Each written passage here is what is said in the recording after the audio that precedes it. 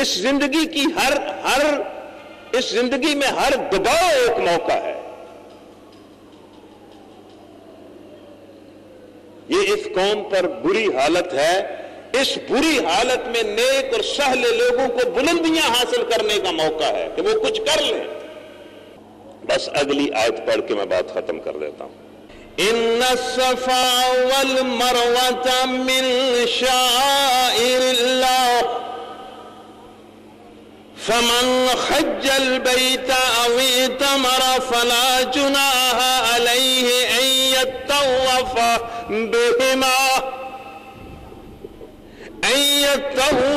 بهما ومن تطوع خيرا فإن الله شاكر عليم. بس آخری آیت ہے. آپ ذرا سوچیں, اس پر غور کریں کہ صفا اور مروہ اللہ کی نشانیوں میں سے ہیں. جو کوئی حج یا عمرہ کرے اور اللہ کی رضا جوئی کے لیے ان دونوں پہاڑیوں کے درمیان طواف کرے, اس پر کوئی حرج نہیں. اور جو کوئی بھی نیکی کا کوئی عمل کرے گا, اللہ شاکر ہے, قدردان ہے, اس کے نیک عمل کی قدر کرے گا اور وہ جانتا ہے کہ کس نے کون سا نیک عمل کس جذبے کے ساتھ کیا ہے. شاکر علیم. اس کا پس منظر یہ ہے کہ مشرکین نے تو صفا پر اور مروہ پر, یہ جو دو پہاڑیاں ہیں جن کے درمیان عمرہ کرنے والا اور حج کرنے والا سعی کرتا ہے, تو مشرکین نے تو ان دونوں پہاڑیوں پر بت رکھے ہوئے تھے. مسلمانوں کے اندر ذہنوں میں ایک سوال پیدا ہوا کہ ان بتوں کی موجودگی میں صفا اور مروہ کے درمیان سعی کرنا کیا یہ ٹھیک ہے؟ اس کا جواب اللہ نے دیا کہ بھئی صفا اور مروہ کا تو اس میں کوئی قصور نہیں ہے. خانہ کعبہ کا کیا قصور ہے کہ وہاں ان لوگوں نے بت رکھ دیے؟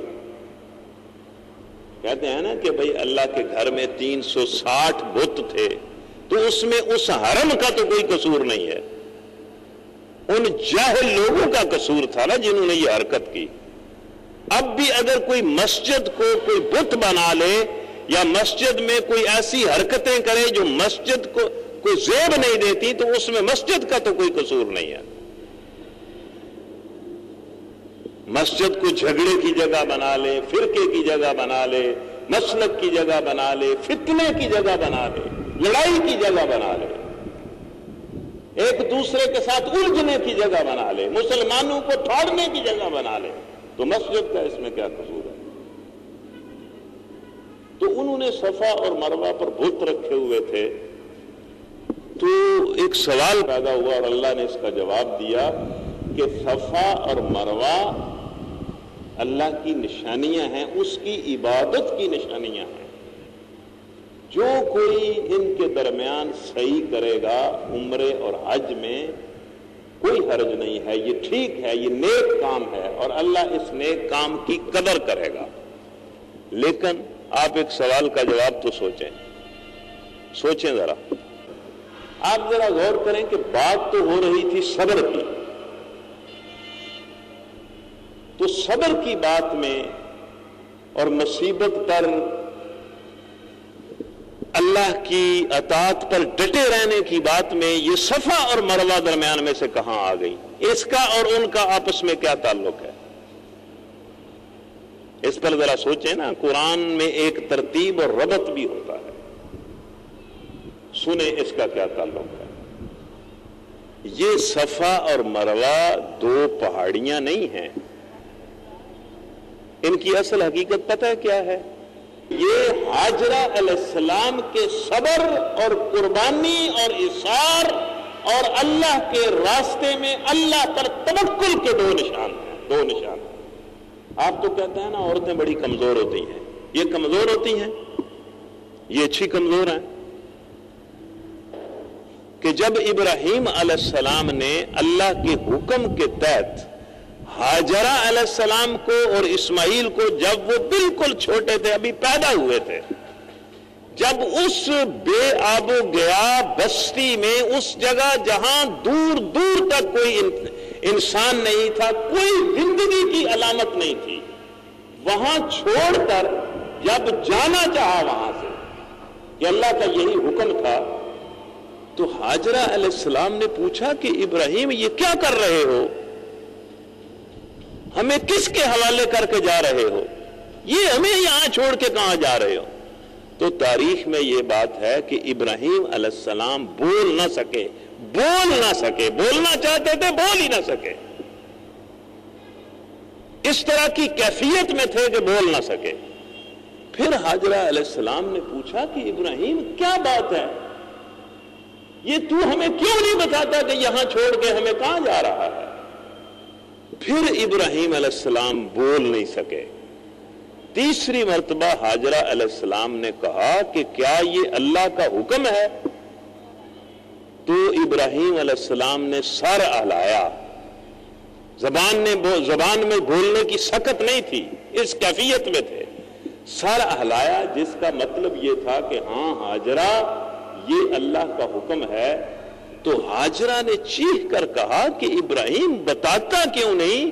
اگر اللہ کا حکم ہے تو میں بالکل اس حکم کے سامنے سر تسلیم خم کرتی ہوں، مجھے کسی چیز کی پرواہ نہیں ہے، تو جہاں جانا چاہتا ہے چلا جا۔ اور پھر وہ ہاجرہ علیہ السلام اپنے معصوم بچے کو لے کر وہاں بیٹھ گئی، اور وہاں ہاتھ پر ہاتھ رکھ کے تو نہیں بیٹھی، زندگی کو تلاش کیا، زندگی کی تلاش میں صحیح کی کوشش کی۔ کبھی صفا پر گئیں، پھر بچے کے پاس آئیں، پھر مروہ پر گئیں، پھر بچے کے پاس آئیں، پھر صفا پر گئیں، پھر بچے کے پاس آئیں، 7 چکر صحیح میں گزار دیے کہ کہیں سے کوئی زندگی کی علامت نظر آئے۔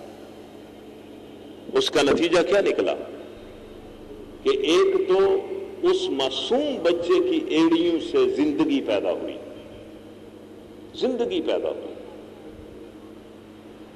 اور اس معصوم بچے کی ایڑیوں نے پتھر کو توڑ دیا، اور وہاں سے ایسا چشمہ نکلا جو قیامت تک لوگوں کو زندگی دیتا رہے گا،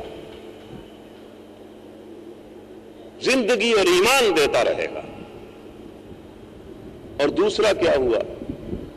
دوسرا، اللہ تبارک و تعالی نے اس عورت کے صبر، اس کے توکل، اس کی اطاعت اور اس کی بندگی کے جذبے کو اتنا قبول کیا کہ جس جگہ وہ دوڑتی رہی اس کو اپنی بندگی کے نشان بنا دیا، اور اعلان کر دیا کہ کسی کا عمرہ اور کسی کا حج قبول نہیں ہوگا جب تک وہ ہاجرہ کے قدموں کی پیروی نہیں کرے گا۔ تو یہ 2 پہاڑیاں نہیں ہیں، یہ ہاجرہ علیہ السلام کی اطاعت کے 2 نشان ہیں جن کو اللہ نے زندہ کر دیا، ان کے صبر کے 2 نشان ہیں۔ اس لیے صفا اور مروہ کو صبر کے ساتھ رکھا گیا کہ صفا اور مروہ صبر ہی کی علامتیں ہیں۔